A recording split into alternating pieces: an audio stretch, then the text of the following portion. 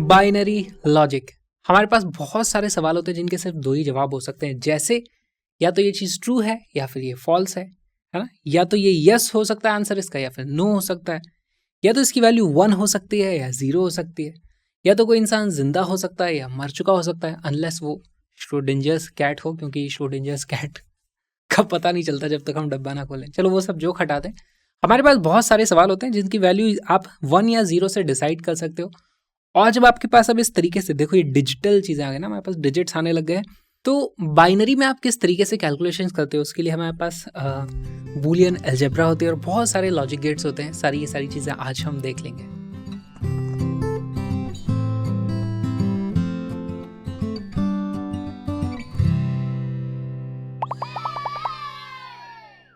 Not gate, देखो इसका real circuit इस तरीके का कुछ हो सकता है। यहाँ पे नॉट गेट का मतलब क्या है, पहले तो हमें स्विच को कुछ वैल्यूज असाइन करनी पड़ेंगी। जैसे रियल लाइफ में बोले तो स्विच या तो ओपन होता है, इस वक्त ये ओपन है, या तो स्विच क्लोज हो जाएगा, है ना। तो आमतौर पर ऐसा होता है कि हम कोई भी स्विच को क्लोज करते हैं तो बल्ब जलता है, लेकिन यहाँ पर हमने ऐसा सर्किट बनाया कि अब उल्टा हो रहा है। देखो, जिस वक्त स्विच ओपन है तो बैटरी यहाँ से करंट इस तरीके से भेजेगी, तो यहाँ पर हमारे पास बल्ब ग्लो हो रहा होगा।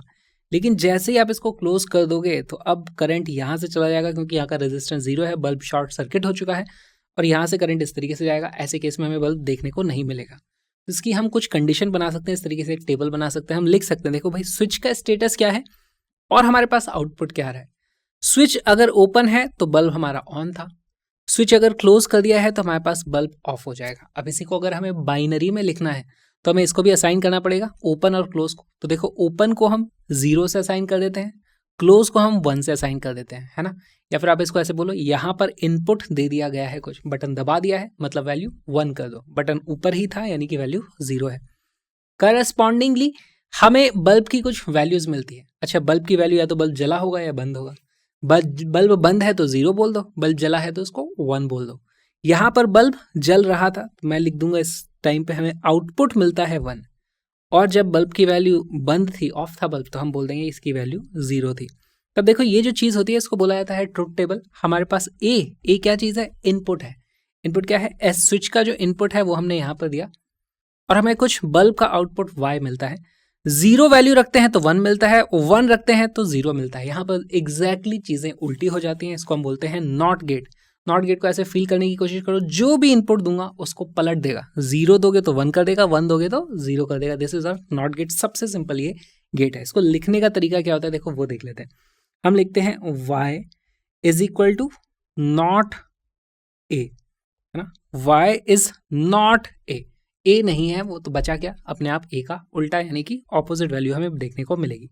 या फिर इसी को अगर बूलियन में लिखना है तो इसको हम क्या लिखेंगे, y is equal to A. y A तो नहीं है, ए का उल्टा है, तो उसको ए बार आप इस तरीके से लिख सकते हो। y is equal to not A, यहाँ पर भी आप लिख दोगे। दिस इज बूलियन, है ना। बूलियन की कुछ कैलकुलेशंस भी हम करेंगे। इसको सर्किट में किस तरीके से बनाएगा, आपको ऐसा सर्किट बार बार नहीं बनाना है, ये बस फिजिकल वर्ल्ड से कनेक्ट करने के लिए हमने देख लिया था। देखो, इसको बनाते हम कैसे हैं, इस तरीके से हमारे पास नॉट लगा दिया जाता है ना। ये जो डॉट है, ये डॉट सिग्निफाई करता है नॉट। बेसिकली अभी तो ये पूरा ही हमारा नॉट गेट है, लेकिन जब भी आपको डॉट दिखे तो समझ जाओ वहाँ पे चीज़ पलट जानी है। तो यहाँ पर से इस तरफ से हम इनपुट देते हैं, इनपुट है हमारा मान लो ए, आउटपुट हमारे को मिलता है वाई, और यहाँ पे y की जो वैल्यू आ जाती है वो नॉट ए या फिर ए बार, इस तरीके से आप बोलोगे। This is our not gate, सबसे सिंपल गेट। कुछ और गेट्स हैं वो भी देख लेते हैं।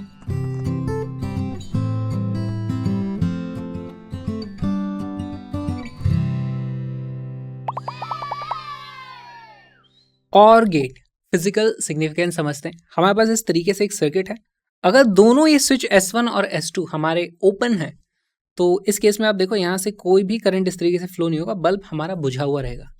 अगर मैं इस बटन को दबा दूं या फिर इस बटन को दबा दूं या दोनों बटन को दबा दूं, किसी भी केस में हमारे पास बल्ब जल उठेगा। तो मैं क्या बोलूंगा, इंग्लिश में क्या बोलेंगे, S1 और S2 दोनों को में से किसी को भी प्रेस कर दो या दोनों को प्रेस कर दो तो हमारे पास बल्ब जल उठेगा। तो देखो, इसकी टेबल अगर हम बनाएं तो अब S1 और S2 की बहुत सारी कॉम्बिनेशन हमारे पास बन सकते हैं।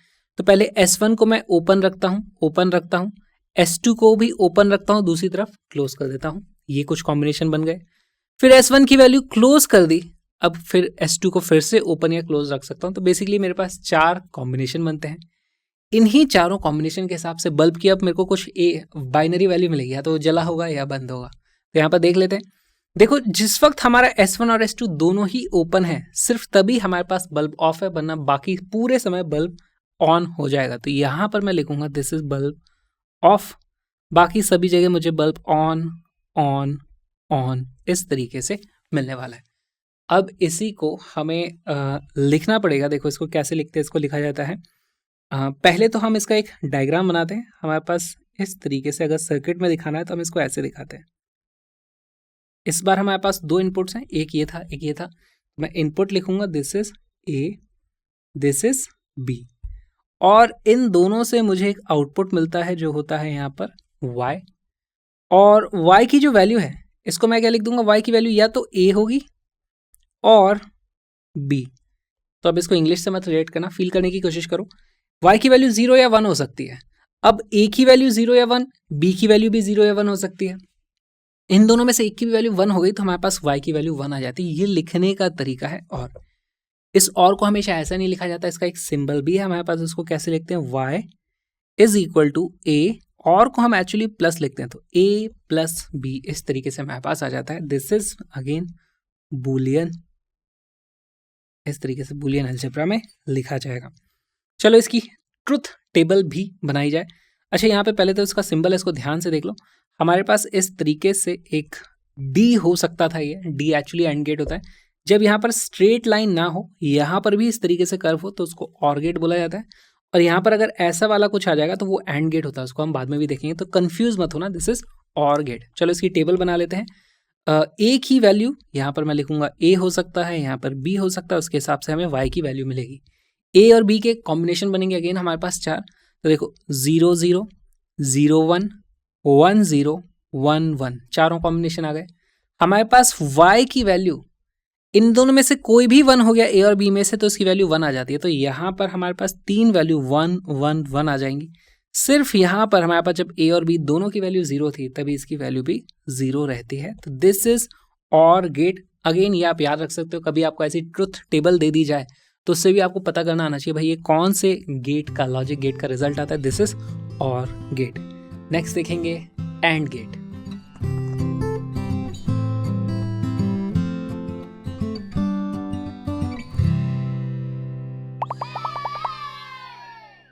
एंड गेट फिजिकल सिग्निफिकेंस समझते हैं। यहाँ पे हमारे पास इस तरीके से सर्किट है। देखो, अगर मुझे बल्ब को जलाना है तो मुझे इसको भी क्लोज करना पड़ेगा, इसको भी क्लोज करना पड़ेगा। दोनों को क्लोज किया जाएगा तभी ये बल्ब जल सकता है। तो देखो हमारे पास इसका अगेन हम ट्रुथ टेबल बनाते हैं। हमारे पास S1 और S2 दोनों स्विच के स्टेटस हैं, open open, open close, open close, open close close. हर तरह की चीजें हमने बना ली। हमें पता है बल्ब सिर्फ एक सिचुएशन में जलेगा जब दोनों इस तरीके से क्लोज होंगे। तो क्लोज क्लोज जब वैल्यू मिलेगी तब बल्ब की वैल्यू आने वाली है ऑन, नहीं तो सब जगह बल्ब आता है हमारा ऑफ ऑफ एंड ऑफ। तो बहुत ही सिंपल है हमारा एंड गेट। एंड का मतलब A and B both have to be true, ना इसको ट्रू बोला जाएगा, जो भी बोलना है आपको। तो अब देखो इसको लिखा कैसे जाएगा। y को मैं लिख दूंगा y is equal to A and B, ठीक। या फिर इसी को लिखने का तरीका हो जाएगा y is equal to A dot B, अगर हम लिख रहे हैं बूलियन में, ठीक है। ओके, अगेन इसका हमें सर्किट डायग्राम बनाना चाहिए। सर्किट डायग्राम, तो सर्किट डायग्राम बोलोगे इसको क्या बोलोगे, ये जो गेट है वो इस तरीके का दिखता है हमारे पास, ऐसा है ना। हमारे पास 2 इनपुट होते हैं, जैसे यहाँ पर एक इनपुट ये था, दूसरा इनपुट ये था। दोनों इनपुट ए और बी आप यहाँ पर ड्रॉ कर दो। इसके कारण हमें एक आउटपुट मिलेगा जो होगा यहाँ पर y, है ना। अगर हमारे पास स्ट्रेट लाइन होती है तो वो एंड गेट होता है। अगर यहाँ पर ये इस तरीके का होता तो वो बन जाता हमारा और गेट। तो ध्यान रखना इसको। अब इसका भी हम यहाँ पे ट्रुथ टेबल बना लेंगे। हमारे पास 2 इनपुट हैं ए एंड बी, तो यहाँ लिखो इनपुट ए, यहाँ पे लिखो इनपुट बी। आउटपुट मिलेगा हमको y। ए और बी के कॉम्बिनेशन बनाओ, क्या बनता है 0 0 0 1 1 0 1 1, सारे कॉम्बिनेशन बन गए। और हमें पता है कि y यानी कि बल्ब की जो वैल्यू है वो सिर्फ एक कंडीशन पे 1 आती है, जब दोनों की वैल्यू यहाँ पर 1 हो जाए। दोनों की वैल्यू जब यहाँ पे 1 होगी तभी y की वैल्यू हमें 1 मिलने वाली है, नहीं तो बाकी सब जगह हमें 0 0 0 मिलेगा। This is the truth table of and gate. आपको पता होना चाहिए, इसको भी याद रखना। जब सिर्फ एक वैल्यू दोनों के होने से 1 आती है तो उसको हम बोलते हैं this is our and gate. और यहाँ पे मैं लिख दूंगा y is equal to a and b। इसको ए डॉट भी मत बोलना, ये वेक्टर्स नहीं है, ये बूलियन अलजेब्रा चल रही है। अब इसको लिखेंगे a एंड b, है ना। जब ऐसे लिखते हैं a प्लस b तो इसको a प्लस b मत लिखना, इसको लिखना a और b। इसको इस तरीके से आप पढ़ोगे।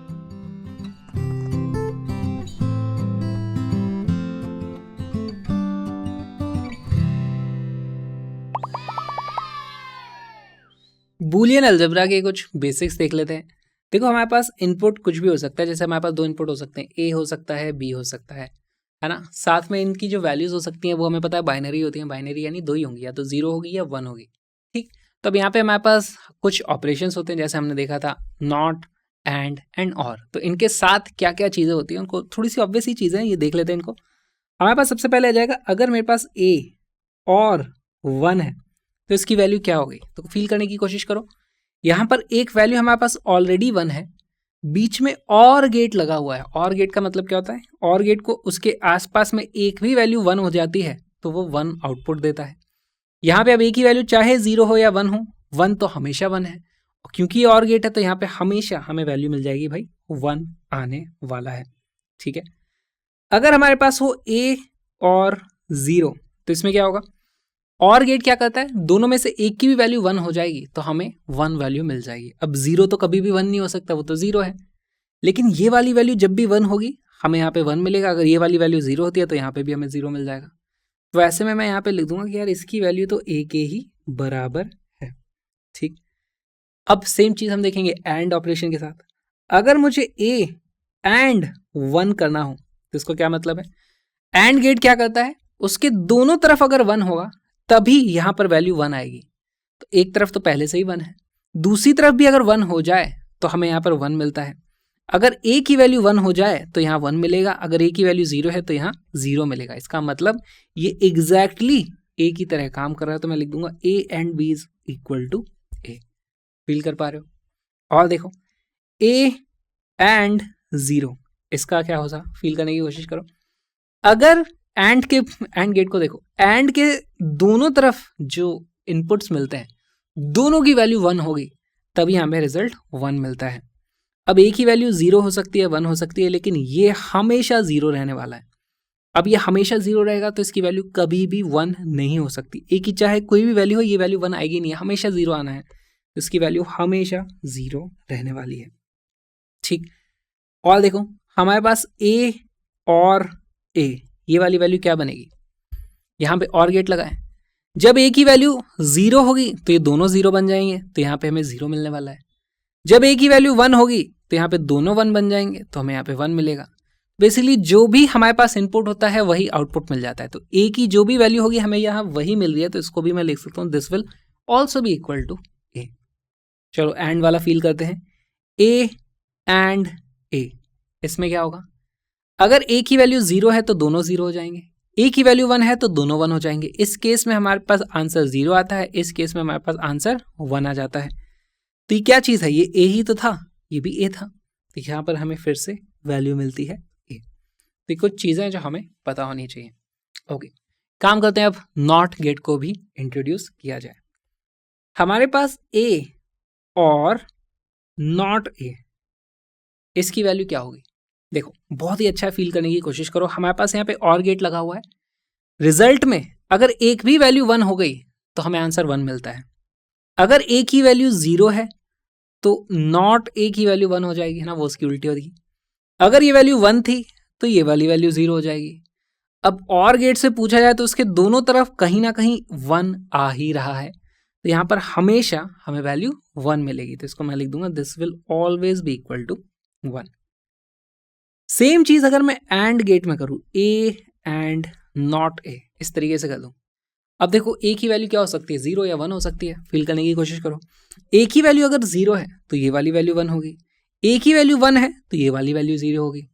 एंड गेट 1 कब देता है, जब दोनों तरफ 1 आ जाए। यहाँ पे दोनों तरफ कभी भी 1 नहीं हो सकता, तो ये कभी भी वैल्यू 1 नहीं आएगी, तो ये वैल्यू हमेशा 0 आएगी। ऐसा मैं बोल सकता हूँ this will always be equal to 0। खाली हमें लॉजिक लगाना है यहाँ पे। और एक बहुत ही इंटरेस्टिंग सी चीज़ अब आने वाली है, a ए था हमारे पास, ए को नॉट कर दो, ये हो गया नॉट ए। इसको फिर से नॉट कर दो, तो इससे हमें क्या मिलता है, इससे हमें वैल्यू मिलेगी। देखो अगर ए की वैल्यू थी 0 तो एक बार नॉट करने से वो बन जाता है 1, फिर से नॉट करोगे तो वो फिर से बन जाता है 0। अगर ये 1 था तो 1 से वो 0 होगा, फिर से 1 हो जाएगा। तो जो भी ए की वैल्यू है वही हमें आउटपुट मिल रहा है, जो भी ए की वैल्यू है वही हमें आउटपुट मिल रहा है। तो इसको हम क्या लिख देंगे, this will also be equal to A. ये कुछ बहुत ही इंपॉर्टेंट चीज़ें हैं जो आपको पता होनी चाहिए। अच्छा, बूलियन में एक और चीज़ होती है, आपको अगर ए और बी लिखा है तो आप इसको बी और ए भी लिख सकते हो, या फिर आपको ए एंड बी लिखा है तो आप इसको बी एंड ए भी लिख सकते हो। बस ये चीज़ें आपको पता होनी चाहिए।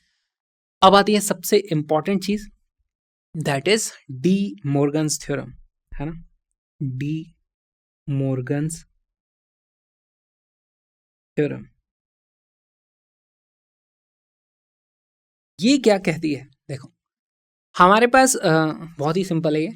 अगर मेरे पास ए एंड बी है और इसका मैंने पूरे का नॉट किया हुआ है, सिर्फ ए का नॉट नहीं है, वो पूरे का नॉट है, इस तरीके से पूरे का नॉट किया हुआ है, तो इसमें इसी को मैं लिख सकता हूँ। देखो हमें क्या करना होता है, लाइन को ब्रेक करना है। बेसिकली मैं ब्रेक करना चाहता हूँ, तो जब भी लाइन को ब्रेक करोगे नीचे जो भी साइन है उसको आप चेंज कर देना ना। तो इसका जो आप इसको सिंपली इस तरीके से भी याद रख सकते हो, क्या होता है, break the line and change the sign. Change the sign, change the sign क्या करोगे, उसमें नेगेटिव नहीं होता ठीक है। तो यहाँ पे ब्रेक करूंगा अगर लाइन को, तो पहले मैं ब्रेक कर देता हूँ भाई इसको। लाइन को मैंने 2 हिस्सों में ब्रेक कर दिया, एक के नीचे ए था, दूसरे के नीचे बी था, ये हो गया ब्रेक द लाइन। अब कर दो चेंज द साइन। कौन सा साइन, यहाँ पे 2 साइन लगते हैं, देखो डॉट लग रहा था या प्लस लग रहा था, सब जगह प्लस या डॉट यही चीज़ें थी। यहाँ ऑलरेडी डॉट था तो अब मैं इसको कर दूंगा प्लस। बेसिकली अब ये एंड की जगह और हो गया है। तो इसका यूज़ बहुत जगह हमें देखने को मिलता है। इसी का एक और हमें ऑप्शन देखने को मिलेगा, अगर मेरे पास ए और बी का नॉट था इस तरीके से, है ना, पूरा का पूरा अगर ये नॉट है तो क्या होगा हमें देखने को मिलेगा। देखो अगेन हमें सेम चीज़ करनी है, break the line change the sign. तो पहले लाइन को ब्रेक कर दो, एक ए था दूसरा बी था, लाइन को ब्रेक कर दिया, अब करना है चेंज द साइन। तो यहाँ ऑलरेडी हमारे पास प्लस था तो अब यहाँ पे डॉट आ जाएगा। बेसिकली ये और था तो अब वो एंड बन गया है। इसका बहुत जगह यूज़ होता है, तो ये बहुत इंपॉर्टेंट हो जाती है, इसको अच्छे से ध्यान रखना है। अब हम क्वेश्चंस करने के लिए रेडी हो गए हैं।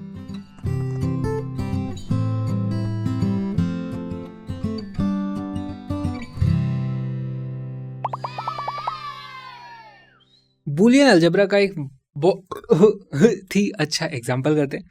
देखो मेरे पास यहाँ पर 2 इनपुट्स हैं, उसके कारण कुछ मैंने लॉजिक गेट्स लगा दिया, फिर मेरे पास y आउटपुट आ रहा है। एक्चुअली 3 इनपुट है, a b एंड c, मेरे पास 3 इनपुट आ गए।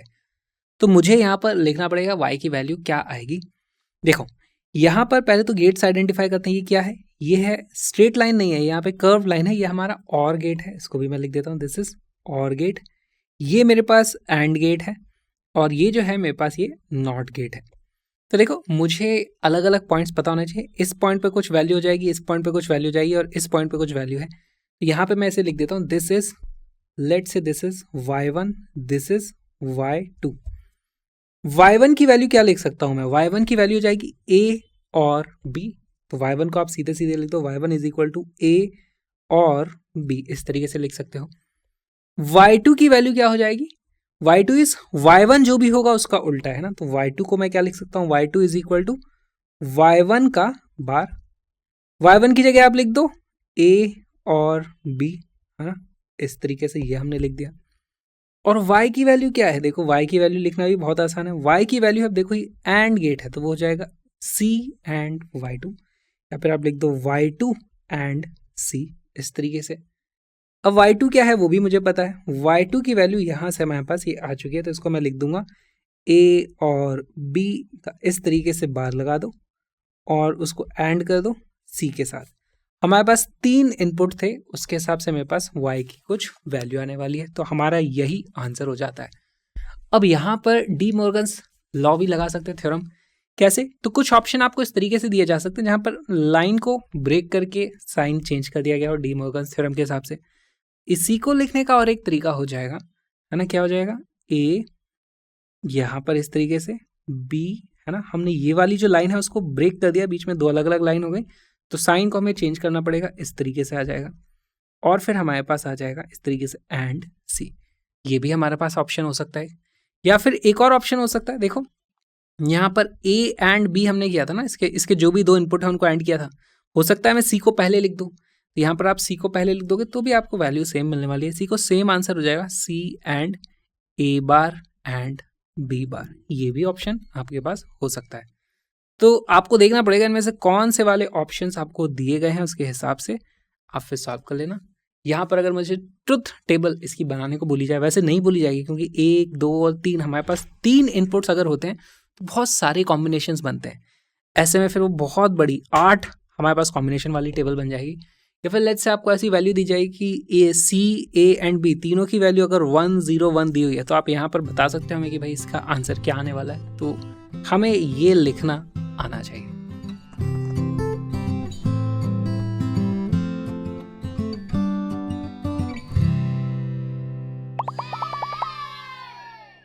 लॉजिक गेट्स में हमें 2 और गेट्स पढ़ने, NAND gate and NOR gate. तो देखो ये है क्या, इसको आप देखो, this is not and this is not or, है ना।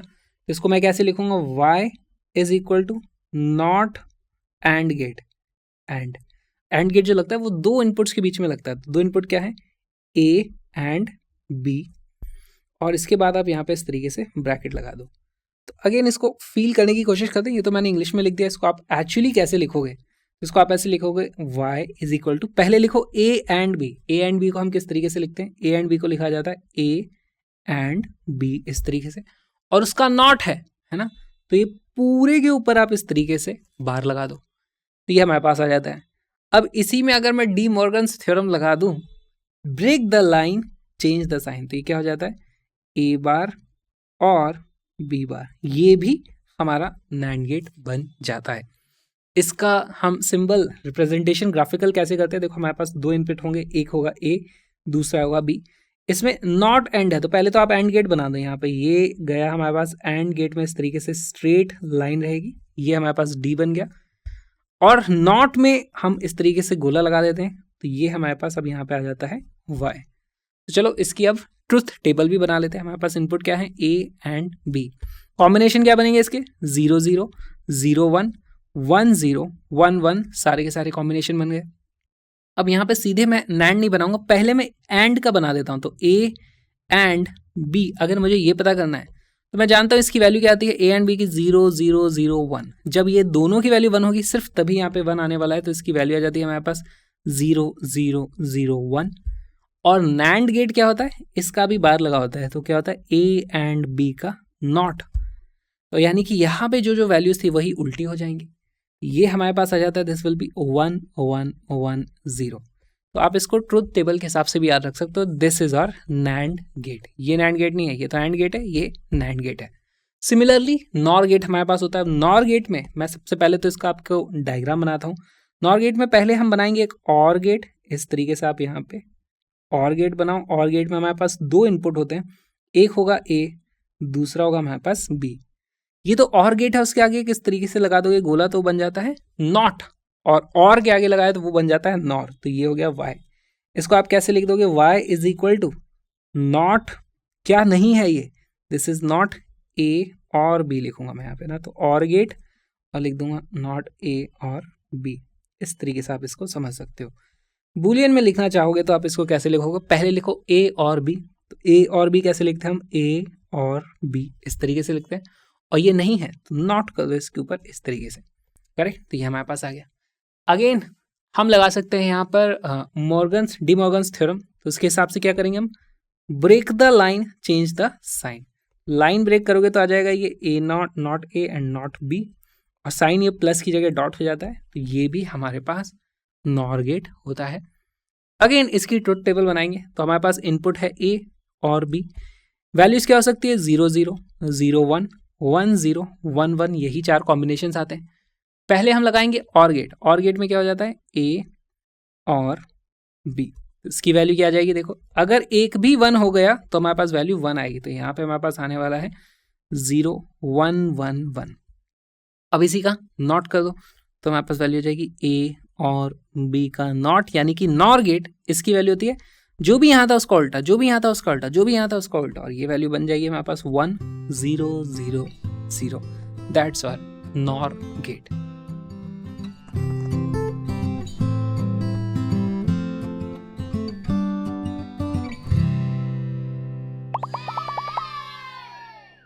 The correct boolean operation represented by the circuit diagram drawn is, तो आपको यहाँ पे देख के बताना है। हमारे पास दो इनपुट्स हैं 0 1 0 1।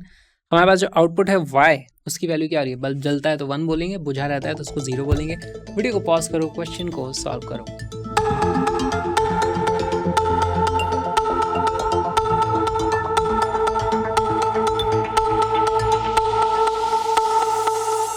इसका करेक्ट आंसर है सी। कैसे आया देखो, यहाँ पर बल्ब कब जलता रहेगा? देखो अभी यहाँ पर 6 वोल्ट है, यहाँ पे 0 वोल्ट है, तो यहाँ से करंट ऐसे ही जा रहा होगा, तो बल्ब चालू है। बल्ब को बुझाने के लिए हमें क्या करना पड़ेगा? अगर मैं यहाँ से इसको शॉर्ट सर्किट कर दूं तो करंट फिर यहाँ से ऐसे जाएगा, और इसको शॉर्ट सर्किट करने के लिए इसको भी बंद होना पड़ेगा, इसको भी बंद होना पड़ेगा, है ना। तो दोनों की वैल्यू 1 होगी तभी हमारे पास काम आएगा। तो जब दोनों बंद होंगे तो ये भी हमारे पास बल्ब बुझ जाएगा, है ना। तो अगर ए की वैल्यू 1 है, बी की वैल्यू भी हमारे पास 1 है, तो बल्ब की वैल्यू क्या आ जाती है? बल्ब की वैल्यू आ जाती है हमारे पास 0, नहीं तो बल्ब सब जगह 1 आ रहा है। तो यहाँ पे आप समझ सकते हो, इससे हमें बोल देंगे bulb is equal to A and B, जब भी होगा उसका उल्टा, विच इज़ बेसिकली हमारे पास नैंड गेट। अगर आप इसकी ट्रुथ टेबल बनाना चाहो तो कैसे बोलोगे? ए है, बी है, ए की वैल्यू क्या हो सकती है? 0 0 हो सकता है हमारे पास, 0 1 हो सकता है, 1 0 हो सकता है, या 1 1 हो सकता है। उसके करस्पॉन्डिंग हमें बल्ब की कुछ वैल्यू मिलेगी। बल्ब हमेशा जल रहा है, अगर दोनों को बंद कर दोगे तभी बल्ब बुझ जाता है ना। तो हमारे पास यहाँ पर बल्ब सिर्फ इस जगह पे बुझता है, बाकी सब जगह जल रहा था। और यहाँ पे अगेन ट्रुथ टेबल को देख के भी आप बता सकते हो कि भाई दिस इज क्या? This is not and gate का एग्जैक्टली उल्टा आ रहा है। एंड गेट क्या होता था? हमारे पास 0 0 0 1, उसका उल्टा देखने को मिल रहा है, तो इसको हम लिख देंगे it's a NAND gate, and C becomes our correct answer.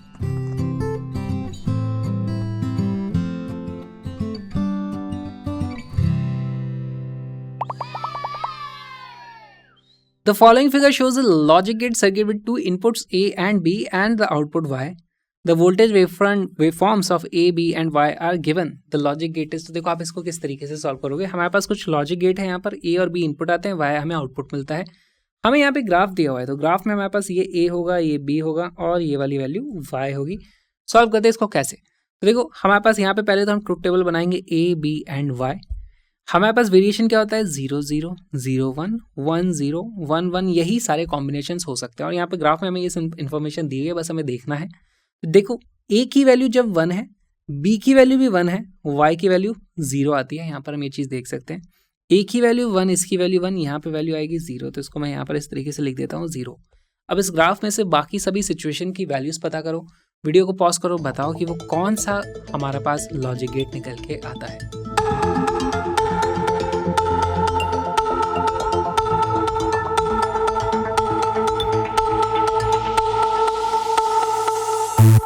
इसका करेक्ट आंसर है ए। कैसे आया? सॉल्व करते हैं। देखो हमारे पास नेक्स्ट जो यहाँ पे है, इसमें ए की वैल्यू 0 है, बी की वैल्यू 0 है, आउटपुट 1 आता है। तो 0 0 पे हमें 1 देखने को मिलता है, यहाँ 1 लिख देंगे इस तरीके से। अगर ए की वैल्यू 0 है, बी की वैल्यू 1 है, ए की वैल्यू 0 हो, बी की वैल्यू 1 है, तो भी हमें आउटपुट 1 देखने को मिलता है, यहाँ भी लिख देंगे हम इस तरीके से 1। तीसरा हमारे पास बचा, जब ए की वैल्यू 1 हो, बी की वैल्यू 0 है, ए की वैल्यू 1 यहाँ पर है, बी की वैल्यू 0 है, तब भी यहाँ पे हमें 1 देखने को मिलता है, ये 1 आ जाएगा। तब ये क्या चीज़ आ गई? क्या आपको ये गेट समझ में आ रहा है कौन सा है? ये नैंड गेट है। नहीं समझ आ रहा है तो देखो इसको फील करो। हमारे पास ए एंड बी है, था ए एंड बी, तो उसकी वैल्यू क्या आती? 0 0 0 1, और ये एग्जैक्टली उसका उल्टा है, यानी कि ए एंड बी का बार है। तो मैं इस तरीके से लिख सकता हूँ, यहाँ पे इसको मूव भी कर देंगे, इसको थोड़ा सा टेबल को इधर लेते हैं। हमारे पास अगर ए एंड बी होता तो वो क्या बनता? 0 0 0 1। ये ए एंड बी का उल्टा है, तो मैं लिख दूंगा y is equal to A and B का उल्टा, यानी कि not A and B, which is NAND gate, and that is our correct answer.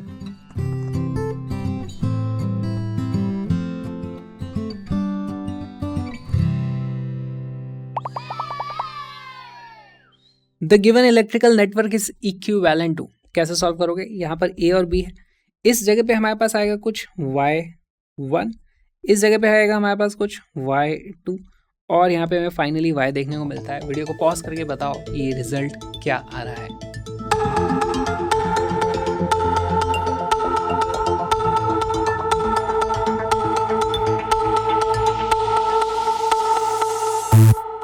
इसका करेक्ट आंसर है बी। सॉल्व करते कैसे, तो देखो यहाँ पे मैं किसी भी तरफ से स्टार्ट कर सकता हूँ। मैं इधर से स्टार्ट कर लेता हूँ लेट से। तो मैं y की वैल्यू क्या लिख दूंगा, y इज, ये कौन सा गेट है, नॉट गेट, तो y is not of y2। क्या मुझे y2 की वैल्यू पता है, y2 की वैल्यू भी देख लेते हैं।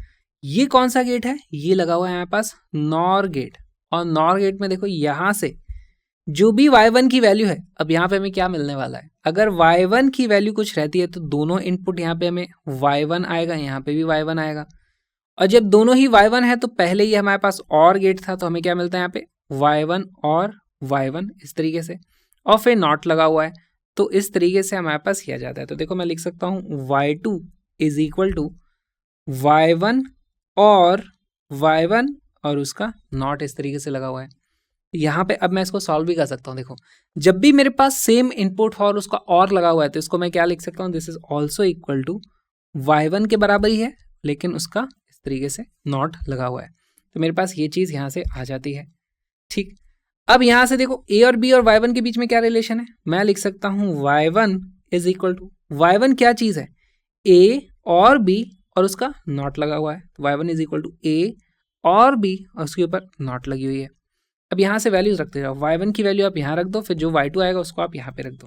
तो मैं लिख सकता हूँ y is equal to not, अब यहाँ पे क्या लिखूंगा मैं, यहाँ पे y2 की जो वैल्यू है वो यहाँ पे रख देता हूँ।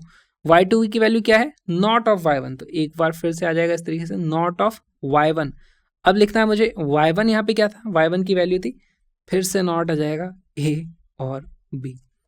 अब देखो कभी भी जब हमारे पास दो इस तरीके से नॉट लग जाते हैं तो वो एक दूसरे को कैंसिल आउट कर देते हैं। तो यहाँ पे तो 3 लगे हुए हैं, राइट, तो इसी को मैं क्या लिख दूंगा, this is also equal to A और बी, और ये ए और बी का हमारे पास नॉट लगा हुआ है ना, तो ये बन गया हमारा क्या, ये तो दिख ही रहा है, this is equal to NOR gate, this is a NOR gate, sorry this is a NOR gate, ये एक नॉर गेट हमारे पास आया है। ये जो छोटा सा वीडियो आपने देखा, एक छोटा सा हिस्सा एक छोटे से प्यारे से कोर्स का, जिसमें हमने 11th और 12th दोनों का कंप्लीट सिलेबस कवर किया है विद कलरफुल डायग्राम्स, सारे के सारे कॉन्सेप्ट्स हैं वहाँ पर, और बहुत सारे प्रीवियस ईयर्स क्वेश्चंस, ताकि आपको कहीं इधर उधर भटकना ना पड़े। तो course link is in the description. सारे के सारे कलरफुल PDF तो फ्री में डाउनलोड कर सकते हो, उनको अभी के अभी डाउनलोड कर लो। रंग बिरंगी दुनिया है फिजिक्स की, और ऐसा कोर्स आपने कहीं पे देखा नहीं होगा, तो डाउनलोड करो जल्दी, और हम मिलेंगे फुल कोर्स में। उप्स।